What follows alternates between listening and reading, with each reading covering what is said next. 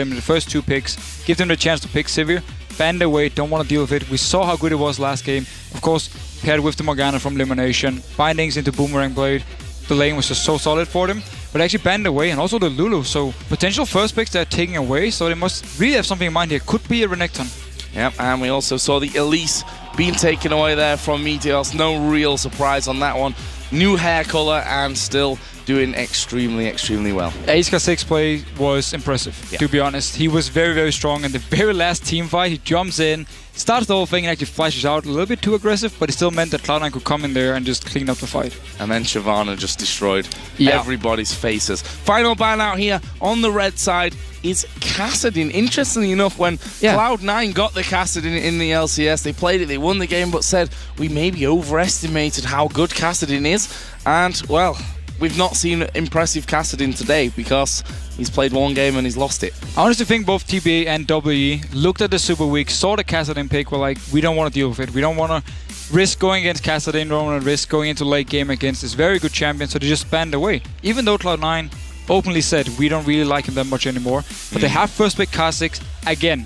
This is the champion for Meteos last game around where he was very, very strong. Good ganks early on, he forced the flashes, he forced the barrier from Wei Xiao down bot lane and also gave the advantage to his bot lane. So I like this first pick up, and Renekton actually still open and not being picked by TPA, it looks like.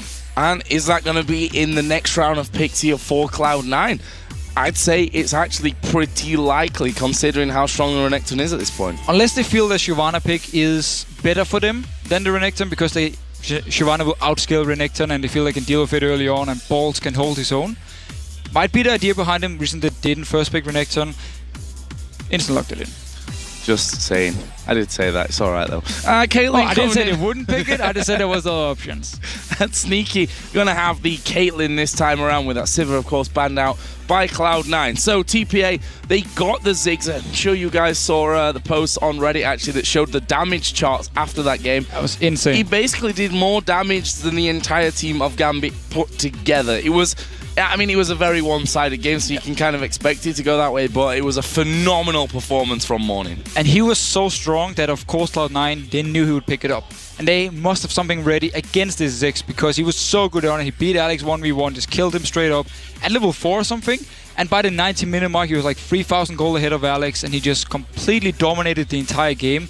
And then Annie onto the support. We can hard engage. It's what they love to play with, and it's something the entire team is built around. The fact that support can come in, do the engage, and then the rest of the team can follow up. Yeah, and a bursty combo at level 6 with that Ezreal to throw down his True Barrage and what have you as well. Actually one of the best combos you have at level 6 when it comes to straight up damage, and also mobility onto Ezreal. He will have an issue killing Renekton though when it comes to teamfights. That's more or less the issue for Ezreal. He's not a tank killer, but if he can do really well in the laning phase, pick up a few kills together with Annie, he will be very, very strong, and he can build so many different paths that you don't actually really know what he's going to go for, and he can be very hard to deal with. On the other side, we see a LeBlanc being picked up here for Cloud9 to go with High in that mid lane, and a Zyra, support Zyra here for the first time in the tournament, and you know, with the fact that you're going to have that Mundo running at you the entire time, kind of stops that. It stops it, and also if Annie engages in, like flash tables in, you put the Zyra ultimate behind her, so the rest of the team is so on the way they actually have to turn around. Smart enough pickup, but there's not too many targets here where the Zyra ultimate should be doing too much. Ezreal is very mobile, hard to knock him up. Of course, Annie will do her upfront damage or stun, and that's more or less her job. Wukong, of course, will jump into the back line. Dr. Mundo doesn't really mean anything if he gets knocked up. So the Zyra in teamfights is going to be more for zoning than actually general knock-up or CC. Laning-wise, Zyra is still good. She's not as good as she used to be, where we have some nerfs to her Q and apply, and the early damage from it got reduced, but she's still very good harass onto someone like Annie. And if we look at the lineup from Cloud9 with LeBlanc pick now against Ziggs, I think it's a little bit risky, because Ziggs is very strong early on. He will be able to bully LeBlanc. Of course, there's kill potential for High, but he really needs to play this one perfectly. Well, we'll see about that one. In terms of Zyra as well, we've touched on the support item changes. Spell Thief's Edge, is that a good item for Zyra at this point in the day? I can definitely see him going Spell Thief because your plant will also proc it. All the damage you can do down will actually proc it, give you some extra goals, and you have very long range on Zyra, so you can get the auto attacks in, land a Q from a distance. So I can see him definitely build it early on for the extra ability power. We'll see actually if Annie does the same to try and counter it. Well, we are going to be loading into the game. Cloud9 coming in off the back of a very, very impressive win against Team WE. Let's not forget, a team that is doing statistically better by quite a margin than IG over in the LPL. And IG, to be honest, although they're in the kind of playoff game to come through into the playoff stages, they are looking ridiculously good. So Cloud9, with that win for me, possibly the most impressive team we've seen today. Yeah, they really showed how strong they are and also how good the NA scene is at the moment, because they only the second team in NA. TSM is still #1. So the fact they come in here, have such a good performance, really shows how the whole scene stepped up, and of course how Cloud9 stepped up. And they also showed to me that WE, once they didn't win the laning phase, they really had issues. The team fights were very questionable for them. They jumped onto the wrong targets with Yasuo and didn't actually do anything once the laning phase was over. So here we go then, in-game Cloud9 versus the Taipei Assassins to find out exactly who is going to be moving on in first position and who's going to have to drop down to play more games as we go through tomorrow. At the moment though, you can see the standard level 1 spread out here. We didn't really touch on any lane changes. Will we see any swaps in your opinion? I can definitely see a swap happening here. So they want to have Morning 1 versus 1 against High, and then they think he can actually beat him there with the Ziggs like we saw against Alex. So if they swap there, they force the jungler to either be top lane to try and push down the turret or get a dive in, or be bot lane to try and defend. So it could potentially see them lane swap here, and also because if they don't want to deal with this Zyra Caitlyn, very pokey lane, very long range and very hard to deal with early on. At level 6 though, you can all in Zyra. She will be squishy, especially with the spell thief, so you can pop a Tippers, Ezreal ultimate and get a kill. But before that, there's a lot of poke coming in from Cloud9 side. Really excited to see how this one actually goes, with Taipei Assassins playing so well against Gambit. It wasn't even a contest, was it? It was such a one-sided victory for TPA. We'll see if they can do the same here, or better, who knows, against Cloud9. And we need to see how Cloud9 will handle this top lane, because they have the Renekton here. He's the lane bully against Dr. Mundo, a very slow laner, also bringing teleport. Simply means that with Ignite onto Renekton, he will have so much pressure early on. He will be pushing down Dr. Mundo pretty much all the time, unless we actually have a lane swap. Seems not, because Dr. Mundo will just teleport up top here, and then the bot lane will run down to Caitlyn and Zyra, so they just take away the red buff onto Ezreal actually. Very strong early level 1 for him. That is a very good start for them. Meteor's not going to have a red buff. The red buff over on the TPA side was taken by Dinter on that Wukong. So both red buffs secured here for TPA, and we'll see how that red buff in lane affects this matchup. And poor Meteor's last game, he also lost the buff at level 1. Same thing here now. He's actually at his blue, doing wolf. Have to run all the way down. He knows the buff is gone. Red buff onto Ezreal now. We need to see how Cloud9 will handle this early on. It seems though they're not really scared of it, just going straight up harassing early. And we did see that Spell Thieves coming out there for Lemon Nation on Zyra. Doran's shield start on the other side for Jay on Annie. And I still think not a bad decision overall, because Zyra can harass so well. Yeah, I like it because Zyra is so focused on also auto-attacking in the lane, where obviously the Doran shield is still blocking some damage. You still have some health regen. It is nerfed from 10 to 6, but it's still there. And of course, the HP, you get 80 HP from the Dawn Shield. You got 100 beforehand, so it's still very good early item if you're against the poke lane. We actually see Wukong coming down very early here. Might try and get a gank in, but the bot lane for Cloud9 are in a pretty good position. And we can see Lemon Nation and Sneaky slightly backing away from that one there, so exactly not going to get in there is Dinter, to put it bluntly.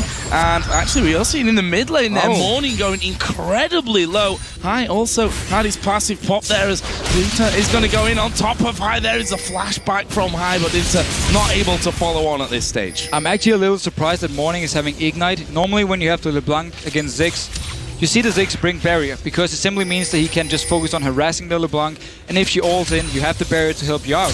He's going Ignite though, so very aggressive. And on the other side here, High actually had to use both the Flash and the Ignite. Both summons ready on Morning, and they're going on balls. Going on to balls, he's going to get slowed in there, but still, that's the problem basically. We see it there, what the disadvantage almost of Wukong is before he gets to level 6, that he has no real crowd control to lock up those ganks. Yeah, and with Dr. Mundo, he's obviously relying on him landing the Pharaoh, but there's double dash, and now the Flash was used by balls, but there's a lot of tools for him to actually escape away when there is no hard CC. And nice snare from Lemon Nation, getting some good poke. Good poke back down, Lemon Nation running out of mana there. As Morning here going to get pressured once again. He has to flash away. The chains don't land onto him, but Again, a flash burn in that mid lane, and wouldn't surprise me to see Meteos coming back into that one with only the satchel charge now for Morning to rely on. Yeah, very aggressive start onto Morning. They really want to shut him down early, want to get LeBlanc going, because if you fall behind to LeBlanc, it's very hard to do anything because he can always jump in your face and burst you. And again, there's no barrier onto Morning, so he won't be able to have the additional HP or shield to actually help him out if Hai should jump onto him.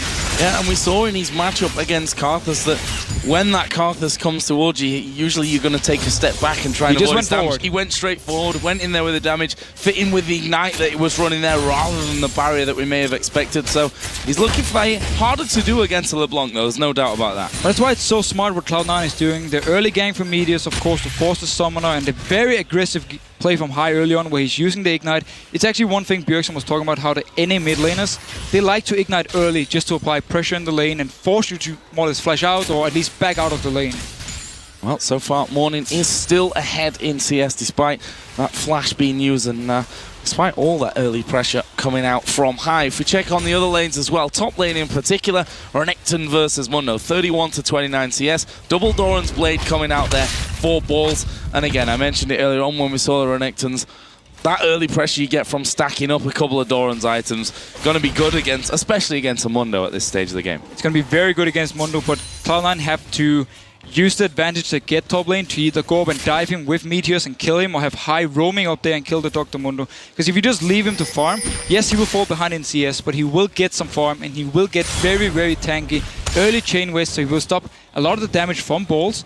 We could see Hai actually roaming up if he keeps this pressure going in the mid lane, because once you push up the wave, he can then roam up top and force a dive onto Dr. Mundo, pop the Ignite on him when he pops the ultimate and just kill him. And in the last game, we heard a lot of praise for the Cloud9 bottom lane. They are not messing around this time either. 53-39 CS there. Sneaky having the advantage. And actually, we're going to be seeing Wukong heading down there. Still not quite level 6, though. But this bot lane, just as we talked about, Caitlyn, Zyra, you have so much early game poke onto Ezreal and Annie, and there's little they can actually do because they can't all in you before the level 6 mark.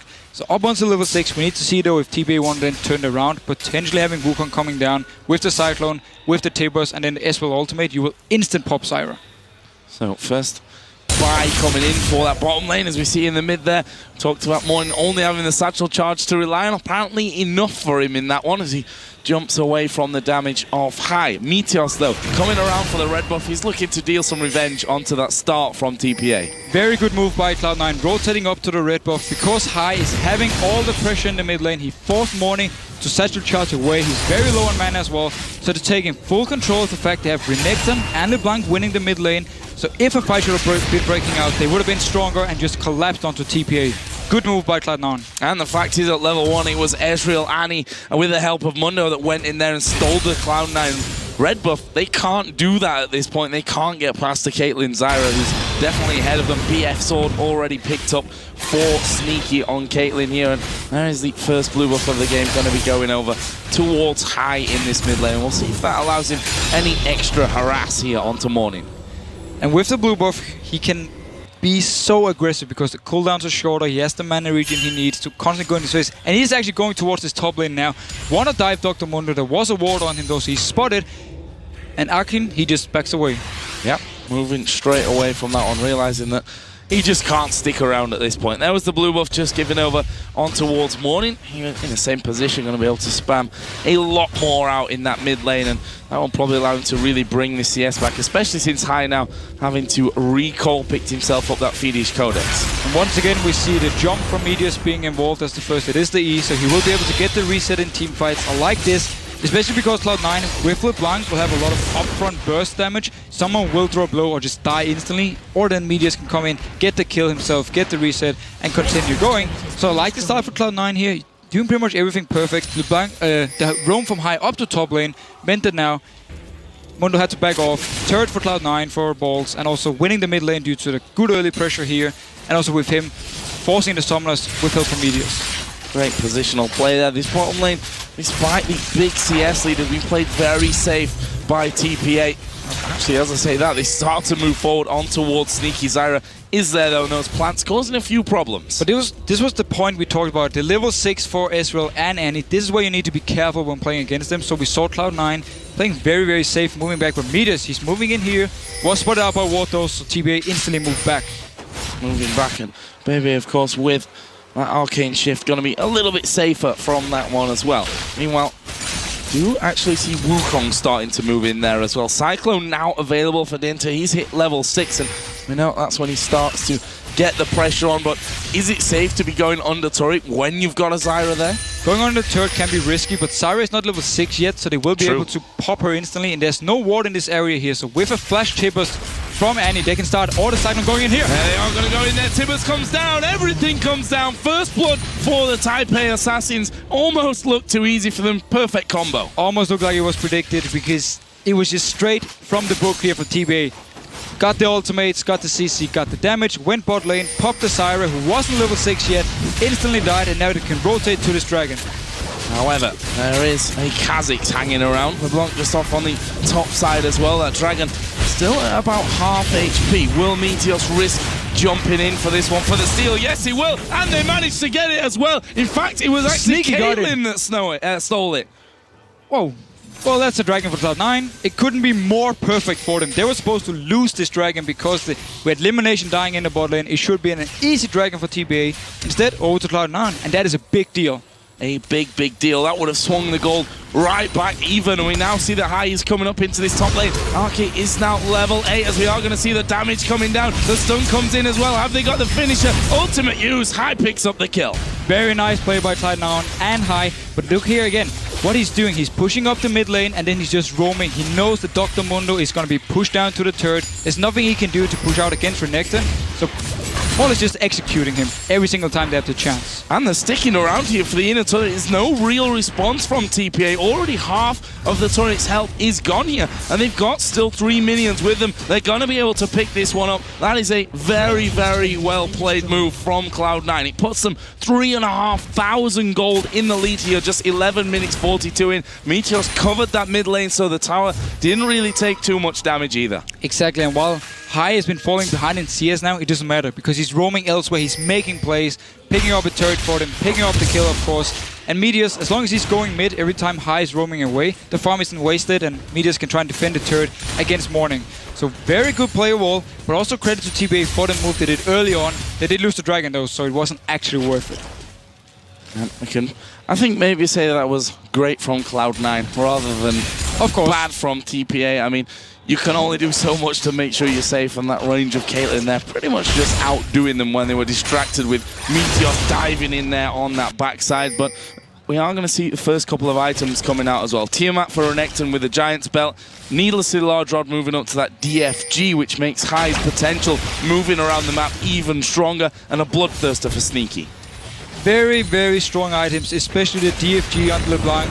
Getting it this early is a big power spike, because it means you can pop pretty much everyone. Even the Dr. Mundo, if he goes up there, once again with Renekton, instantly pops him down, just kill him. So like this item build he's going for, he will be a little bit more squishy if he gets caught out. So he's putting a lot of effort, or at least putting a lot of pressure into his own position in team fights. And we actually see that Morning is recalling there. Did use his ultimate to completely clear that wave as early as possible so that he can afford to recall and not take too much damage on that outer middle turret. Meanwhile, Hai up by the enemy blue buff. He saw the ward go down. Well, simply use that sweeping lens to clear things out. And a lot of pings going down around the area from TPA. Now we see LP once again in a lot of trouble. Meteos and Paul's going to be diving in top of him. He's popped his ultimate. It's going to get him, or keep him alive for a little bit longer here, but you have to say, just a matter of time before that Mundo actually goes down. Doing a good job of hitting those point-blank briefcases, but it's Balls that picks up the kill. And again, Cloud9, they have Renekton against Dr. Mundo, and they just use it perfectly. The dragon was gone, so that there were no objectives for them to lose. Meanwhile, the Wukong is moving slightly towards the bot lane, but doesn't seem like he's going to do anything. Just go up to this blue, so they will be able to get the blue buff. But once again, Mundo dies in the top lane. Cloud9 just using the advantage to have with Renekton. You see that, despite that ward from early on, Morning is going to get his hands on that blue buff. So no steal on that front. Hai going to get some damage off onto the turret, and you see that Morning, he's just hanging back from this one, especially the fact that Balls has started to come around. So far with this one, a good little rotation coming out for Cloud9 with that inner turret going as well. In fact, Hai's going to dive in there on towards Dinter, and that is the kill. Hai not with that DFG finish just yet, but he's still got the damage to do it. And a very good deep wards from Cloud9 spots out Wukong so he can get the kill here. And look at the ward placement for them. They have 3 wards in this area of the jungle. Now in the top side they have 2 more wards. It simply means they can roam everywhere they want because they have full vision of TPA, and now they can take the bot turret. Their early game for Cloud9 is just perfect. Not a kill, but it doesn't matter. That really wasn't the objective there. It was to force them off that tower, get the easy kill. The third one of the game here for Cloud9. Already up to the inhibitor turret in that top lane, and that's, well, that just shows you how much of a bully this Renekton is when he has someone to go up there to help him. Really, he couldn't do anything about that one. He had to back away. They had to lose those turrets. And also, just look what they always do in Cloud9. Every single time they have the chance to move Meteor's mid lane so he can get some lane farm, they do it. That's why he's constantly pulling ahead in CS. And it's so good on Kha'Zix because you need items. You want to have Brutalize, you want to have Last Whisper so you can really start doing damage in the team fights. So I like the way they do it. And we just have to highlight once again, look at the vision control for Cloud9. They have the pink wards on the defensive side, so they have full vision in this area. And of course, they have all the deep wards into the jungle of TPA. So with the DFG now onto Hai, he can just roam wherever he wants. And if he spots out Wukong, if he spots out Ezreal or Annie or Ziggs, he's just going to pop them instantly. We see that Sneaky gone for even more damage here, picking up that pickaxe. We'll see if he goes straight in towards that Last Whisper. Meanwhile, Blue Wolves do come up, and Hai is going to have that one. DFG is now done for him on the roam. We've also got that Hex Drinker now done for Meteor. So nice little spike in damage. Everything really going to plan so far for the American side. And we have some early magic damage and magic penetration onto Elimination. So he really wants to help in this snowball, and he wants to have some damage in the team fights. And look here at Hai. There is the DFG already put down. There is the stun. Is he going to be able to follow up? No, he's not. But he's going to force him once again out of that lane. It means more turret damage. And he can do this every single time Morning walks down the lane. He can just jump onto him, force him back, and now he can actually maybe take up this turret because Mundo, he's far away. He's not even actually moving towards mid lane, or is he? I think he is, but he's going to be slow to get in there. We've seen Cloud9 pushing up that bottom lane. Once again, a solid almost 40 CS lead for them on that front, and now we can see a move for Dragon. And this is so risky if TPA wants to fight. Wisely enough to back away because you had Mundo far away, Tilwas was off, yes, but then you had Ziggs, had to go to base, had to run back in, and also because Cloud9 are so far ahead, they have so many early key items. Even the magic damage onto Syra is actually meaning a lot in the early stages. We have a 6,000 gold lead for Cloud9 as Hai is going to dive in once again. Morning sees half of his HP just disappearing, and there is turret number 4 for Cloud9. All the outer ring is now taken down, and to be honest, TPA are almost feeling the opposite of what they did to Gambit a little bit earlier on today. And the worst thing for them now is that actually, oh, the Tibber's coming. Tibber's coming in on towards Elimination. He actually walks into the True Shot barrage, dodges the kill, but dies anyway. That was the Ignite actually coming down from Jay that got the kill. So one thing still works for TPA, the Tibbers into Ezreal ultimate combo that we talked about in Champ Select. So much damage, and again, Elimination is the target. He's very, very squishy, so to take him down, can they actually get towards his turret? I don't think so, because the rest of Cloud9 are here. Yep, and there we do. In fact, see Balls dive right into the middle. Sackle charge will knock him off. Dinter gonna run the Cyclone as we see the bomb come over. Lands on towards Sneaky, but Hai right in the back there. Does manage to pick up the kill on toward Wukong, and they're gonna keep going from this one, surely. Balls actually starts to fall a little low, and they realize, okay, we can't keep going from it, but we'll pick up the kill. And there was only 4 members from Cloud9 going in for the fight here. Elimination is coming back now. He will join in with the team to help defend this turret. But Cloud9, every single time they fight, Hai is there. He will pop someone, and we saw him just kill Wukong. He pings to fall back because Hai is coming in. He goes on towards Morning. Again, use that satchel charge just to dive as far away as possible. He keeps getting caught up in the grasping roots as well. And he loses half of his HP. And here's what Cloud9 are doing. They're moving Renekton up to the top lane to just push down the lane, and then they keep the rest of the members here in the mid lane, pushing it up with Sneaky, of course, with Elimination, clearing the wave all the time. And then you have Hai just, whenever someone is close to try and clear the wave, you just jump into your face and harass you. And if you go too low, there's the ultimate from Sneaky to finish you off, or just the rest of Cloud9. Oh, they're going in onto Ultimondo. DFG was used. Here comes Dinter from the side, though. But he's not got the damage. Sneaky did use the net, the last of his mana, really, to get himself out of danger. And that is more damage coming onto that mid turret, and just showing that Mundo, whilst he is tankier than the rest of them, he still can't really stand and bang when High gets involved. No, he never really had the chance to get all the items or the farm he needed, because every single time he actually tried to get some CS up in the top lane, someone from Cloud9 went up there, killed him, made sure he couldn't actually get a lot of farm, and that's also why Balls is so far ahead in CS, and also the 2 turrets down in top lane. 178 to 125 on that front. There's some Fire Cape along with the Tiamat now. Brutalizer also picked up for Meteos on Kha'Zix, and the last Whisper for Sneaky. So everything coming to plan. We talked about the power spike earlier when the DFG and Bloodthirster were done.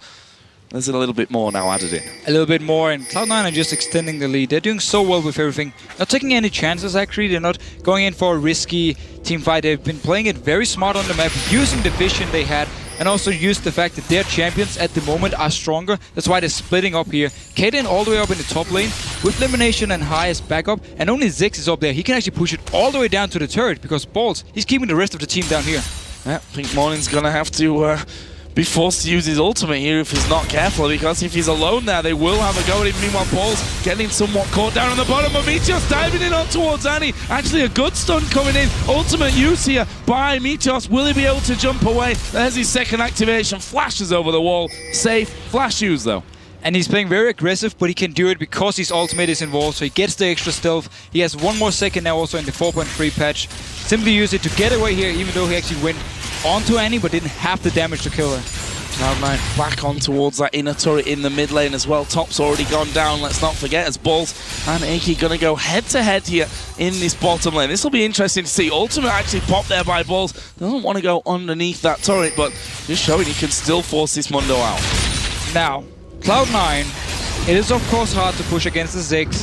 Ezreal doesn't really provide any direct wave there, but at least from a distance he can shoot his Q in, hit the first minion, and then as long as he has time he can actually get a lot of damage onto these minions, and then obviously combined with the bombs from Ziggs, it can be hard for Cloud9 to push. They can be forced to actually have TPA moving out of the base, maybe setting up a Baron or diving them under the turret to get the kills they want, because at the moment TPA are just staying very far back and just trying to farm up. Well, they certainly can't afford to go into the top side of their own jungle right now. They lost that inner turret in the top lane. The wards are all belonging to Cloud9 right now. And that's pretty much now. Yeah. Dead. That's going to happen when you've got no vision and you try and get it back. Cloud9, you're going for Baron. And that's the perfect thing, because they're constantly pushing up the top lane and having wards in the jungle of TPA. So High was just waiting for someone to try and go up top to clear the wave. And yeah, 2 people doing Baron. The rest of Cloud9 are just pushing in again. Nothing TPA can do to stop this one. 2-man Baron from Meteos and Balls at this point, and that is going to be getting finished off as we see the inner turret in the mid lane going down. That's picked up by the rest of them. Even if TPA know that this Baron's happening, they cannot do a thing to stop it, and that will be more than 10,000 gold already, 22.5 minutes into the game. And this is how you snowball a lead. You get ahead on your LeBlanc, you have very strong early game, you have Meteos coming in there, helping out High so that he gets ahead, and then he just rotates around the map, providing pressure everywhere. Every single time Balls was close to Mundo, they just went up there, killed Dr. Mundo, and they're just taking full control of the map. Full credit on the vision control, full credit on rotation from Cloud9, and they will pick up this dragon as well. Yeah, and timing, we can add to that one here, because they're right on the mark as the dragon comes in. That will be absolutely destroyed, and that is just more gold to spend. 11,000 now that they have in the lead, and that's going to be some big items. They got pretty much 2,000 to spend for each man as they go by. That's going to be a Void Staff for High, as if he wasn't dangerous enough already. I don't think he can kill people any faster, especially not Annie. If she's face checking again, she instantly dies like we saw before, and that's again what Cloud9 can just push up these lanes. Balls need to be careful though, because he's actually all alone. The rest of Cloud9 has recalled. If he gets caught up here, he might be able to go down, and then the rest of Cloud9 can't really get anything on the map because they're not in a position to push a turret. Well, can they defend at this point, TPA? I mean, Morning is obviously going to be able to clear those waves out decently, but if you look at his items there, the Athene's Unholy Grail, blasting one, really not got much, as Balls is going to go a little bit too deep, or is he? He's Renekton. He just slices and dices over the wall. Yes, he's going to be breaking some time here. So he's actually going to go low, but manages to get away for now at least with that decoy. There is a follow-through. Baby is going to get stunned up. Can they finish him off? Yes, they can. High unstoppable. A kill for Balls. This is going to be another inner tower. So Balls baiting out everything. He actually flashed the wall. Wukong followed him. The rest of Cloud9, they were in the mid lane. They moved instantly towards him.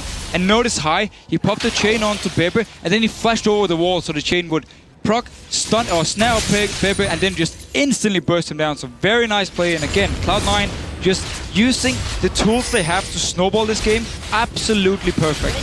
Turret does go down. Diamond Nation finishing that one off as Jay has to back away completely from that. He cannot stay at the front of that one. They do throw Zig's ultimate in there to try and clear out that wave, but honestly, they might just want to tank this one up, get that first inhibitor turret of the game down. No, now with Baby moving into this one, they decide against it, but they go on towards Mundo. He drops low, has to pop the ultimate. And there's no ultimate on Ziggs, there's no ultimate on Wukong, no ultimate on Annie, no ultimate on Dr. Mundo. They will be able to get this turret and even push on to the inhibitor. No ultimates on anyone. Yeah, that's probably easier to say. Yeah, that would have covered it, but they are going in for this one right now. High just waiting off at the side, seeing who he can catch. If that lands on towards Baby, they actually backs off. He's in a lot of trouble. Yeah, they do back off from that one. And I think from Cloud9's point of view, they're so far ahead. 13,000 gold almost. No need to take any risks. And Teams actually don't back off, they just wanted to pick up the blue buff. The rest of them are staying around here, pushing up the lane. And yeah, of course, as you just said, you don't have to take any risk at this point because you're so far ahead. Your combo is so strong at this point. If there's a team fight, Cloud9 will win it. And it won't be much of a fight. That's the real problem, I think, from TPA's side of things. And it's somewhat scary, the fact that TPA destroyed Gambit, and now they're being destroyed by Cloud9. That points to some worrying signs if you meet Cloud9 a little bit later on in the tournament. We are seeing a bit of a split push here going on as High just pushes out that mid lane. The rest of the team is pushing still on towards that inhibitor turret. We are going to see Ace in the hole go through, lands onto Morning. Half of his health is taken away from that. He does have his ultimate available, so we'll be able to clear out if they are needed once again. But even at this stage, Balls is still tanking up to go in. There's a dive on towards Baby, almost taken out. And Cloud9 are just waiting to get that one pick so they can get a kill onto TPA and then move in towards the turret and inhibitor. This time around, High actually went in with the full burst when there was no minion wave, so they couldn't push in for the turret, even though Pepe had to back to the base. There is now the minion wave though, it's being cleared very fast by Ziggs, so it's hard for him to get into the turret, but they can just stay around here and then try and get a kill like we saw before with High. There's High going in once again here on towards Baby. If Meteos follows him in there, that is a definite kill. If they go onto someone like Ezreal or onto Annie or Ziggs, even Wukong, I think, is up for the grabs at this point of the game. No one really safe from that combo. No, but we actually saw Meteos not jumping with him because they want to play a bit safe. He doesn't want to go too all in. If there is a flash or the E from Ezreal away from him, all of a sudden Meteos is stuck in the middle of the enemy base and he will, or he could potentially go down, and then TPA actually have a chance of at least a small comeback. So I like the fact they're just waiting for High to get the kill, or at least force them to constantly go back and get a bit of damage onto the turrets. Yep, High doing decent amounts for a LeBlanc auto attacking a turret at this point. The rest of the team actually coming across. There's the Ace in the hole. It connects on towards Baby. Half health again taken away. He's going to have to go back and heal. Actually, High having a few problems with the minions there, doing a little bit too much damage to him. I mean, what's the solution here for TPA? Just to defend your base and hope that Cloud9 make a mistake? Yeah, TPA can wait. This is why actually we see Sneaky not going towards the turret, because if he moves in to attack the turret, you have the flash tables, of course, you have the Wukong ultimate, you just instantly try and pop him. That's why he's staying back. That's what TPA needed to actually happen. Cloud9 to make a misstep, be a little bit greedy, either diving in or trying to get the turret, and then they could just pile onto them with their all-in combo to have here, because again, if they catch a target with the tables, with the ultimate from Wukong, they have a lot of instant damage.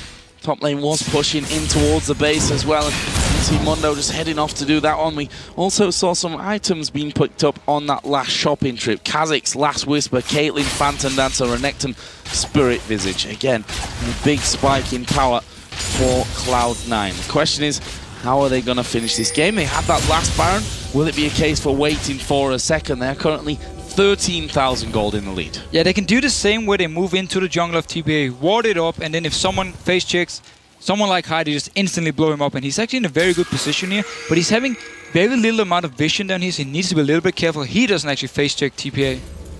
3 of them sat waiting in the brush there by the red buff. Oh. I started to move in there, but I think, if you're going to be playing it safe, why would you ever be thinking about face checking a bush? Exactly, but it's what TPA wants him to do, because that's, again, a way they can actually come back. If they can get a pick onto Cloud9, maybe take a Baron from there, they will be able to get some gold back, and also with the Baron buff, they might be able to teamfight Cloud9, even though they're so far behind. And eventually, TPA get a little bit bored of waiting there in that one. Baron is going to be, or is now on the map again. And we see a challenge for that red buff. Sneaky doing good damage to that one. Actually does go over to Sneaky as well. Ultimate actually used from Ezreal. He didn't manage to pick it up, but he really wanted to get this red buff. And now Cloud9, every single member is around here, putting down the wards, getting the vision, and meanwhile, is actually starting Baron here, or Meaty's just waiting in there? He's just waiting in the pit for now.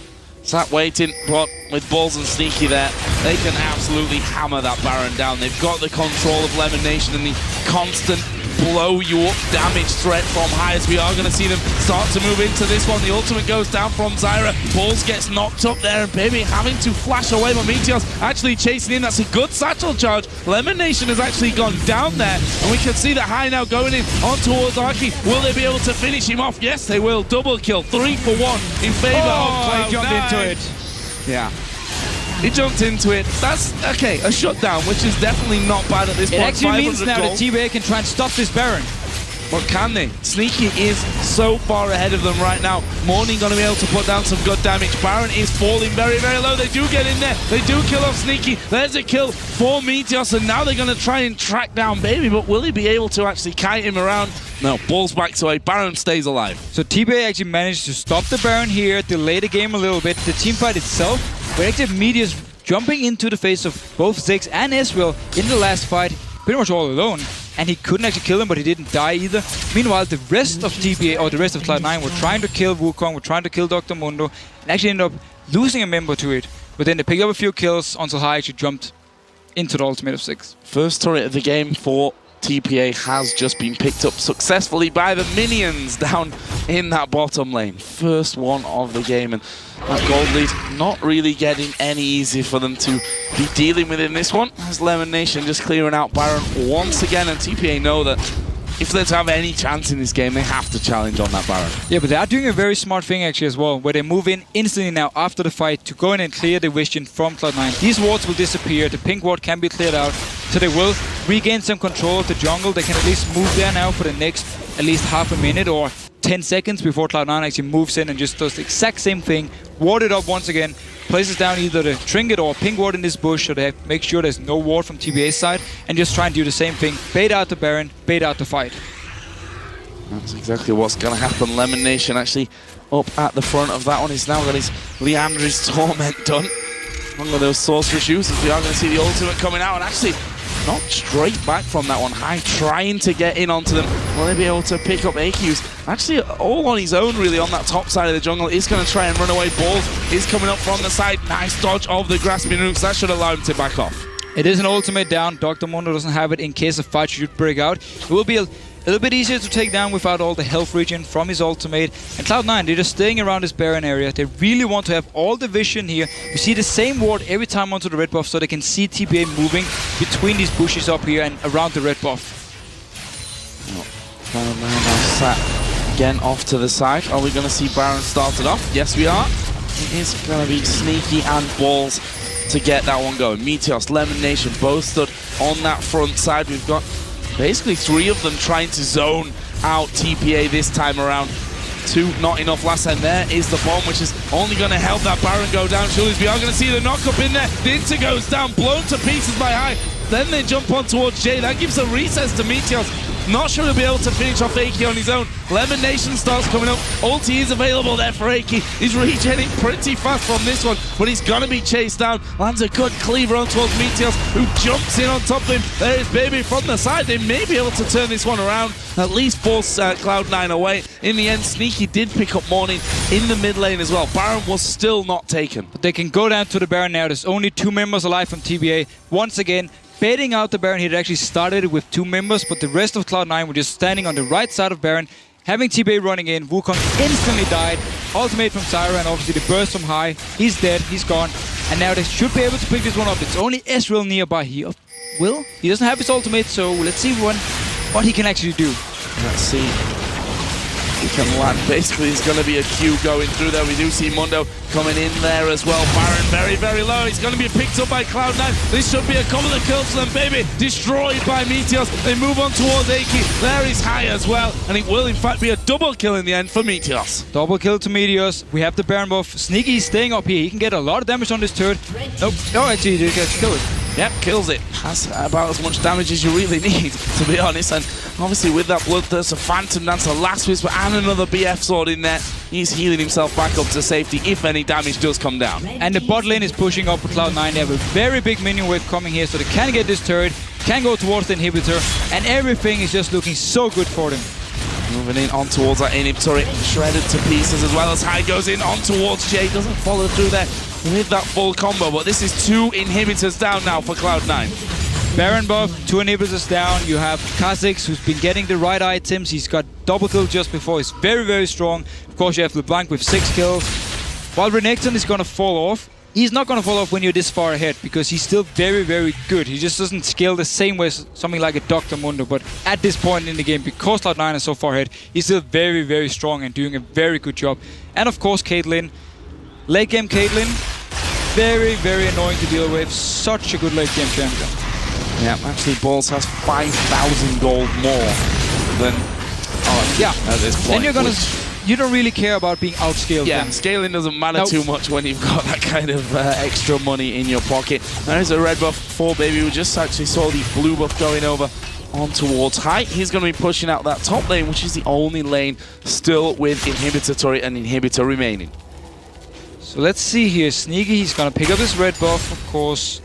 Bolt and him going to join the team up here. Will they just go 5 members down to the turret, or will they actually try and do the same thing here when they walk into the jungle of TPA trying to catch someone out? But look what they're doing here. 3 members in this bush. They checked with the sweeping lens. There was no ward. They're waiting for someone for Cloud9 to move up here and push this minion wave.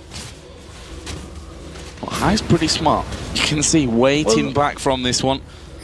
High basically knows there's only one way for TPA to come back in the game. That's catching someone out here. And now the rest of Cloud9 is coming up. Oh, counterplay coming in there. Is the ace in the hole. Baby actually does manage to escape from it, but the rest of the team might not be so lucky. There is a Cyclone and Tibbers coming down. That's only going to be prevention at this point, though. Nothing about kills, but just stopping them from dying. And still, we have ultimate on Renekton. Still, we have ultimate on Elimination. Cloud9 will stay here. They will get this turret down because TPA have to constantly go back and clear this minion wave. Meanwhile, look at Cloud9. It's going straight for the turret. They're going to throw everything that they've got at him at this point. And actually, they're going in for Mundo. Meteos now unstoppable. Gets the reset. He's got a Guardian Angel, so he doesn't care about going down from this one. Balls is at the front as well. Can they get the stun down onto him? No, they can't. Well, they get the inhibitor. All 3 now down in favor of Cloud9. They're going to go for the win. First Nexus turret goes down to the minions. Second one will be picked off by the rest of the team, and now they focus on towards the Nexus itself. Actually may pick up more kills as they go. No, they won't. It doesn't matter. Nexus goes down. Cloud9 top Group B. Damn you, Apple Pie. You're looking very, very good. Us Europeans, we have to be really jealous of Cloud9 at the moment. Well, we've just seen it from them. I said it before. TPA absolutely wiped the floor with Gambit. Cloud9 have just wiped the floor with TPA. And 2 games in a row. Yeah, look, last game was the same. Look at TPA there, they almost look confused. What just hit us? We were not expecting them to come out that strong. Everything in the early game for Cloud9, when they get a small lead, they just use the lead perfectly. Everything they do is the correct move here. Rotating towards top lane, killing Dr. Mundo, putting a lot of pressure mid lane early to make sure Ziggs doesn't get ahead early and get high, pretty much to win the lane. So he can just roam around and do whatever he wants to, and then they go towards the bot lane, pick up the turret and just move around, waltz into the jungle of TPA and just catch them out. Well, if we look down the scoreboard here, Balls 5-0 for Meteos, 5-0 for 6-1-3 on High. The bottom lane basically provided a ton of assists through that one as well, but maybe even more importantly, had such a strong laning phase as well. Very good laning phase, and of course they had the wave clear, they had the sieging potential, and also we saw when they actually did the Baron